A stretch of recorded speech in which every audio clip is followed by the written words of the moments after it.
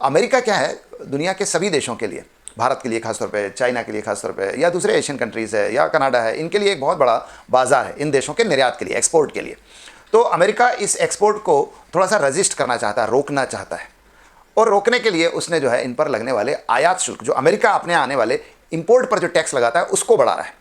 और उसके द्वारा उसने कई देशों को दबाने की कोशिश की है, उन पर अपना रौब जमाने की कोशिश की है। जैसे आपने शुरुआत तो कनाडा से की थी उसने, उसके बाद चाइना पर भी ये किया, चाइना पर तो 250% तक का टैक्स उसने बढ़ाया था, हालांकि बाद में चर्चा के बाद कुछ कम हुआ है। यूरोपियन देशों पर किया, और अब ये धीरे धीरे भारत पर आ रहा है। तो टैक्सेस बढ़ाकर अपना एक प्रकार का रौब स्थापित करना, अपनी एक चौधराहट स्थापित करना, to establish America as a dominant economy over all this countries, ये जो प्रयास किया जा रहा है, इसी को हम टैरिफ वॉर कह रहे हैं, इसी को हम शुल्क का युद्ध कह रहे हैं। तो जो टैरिफ वॉर है वो अभी तक मैंने बताया कनाडा, चाइना या फिर जो कुछ यूरोपियन कंट्रीज थे उन पर था, लेकिन अब धीरे धीरे उसका उस तोप का मुख जो है वो भारत की तरफ आ गया।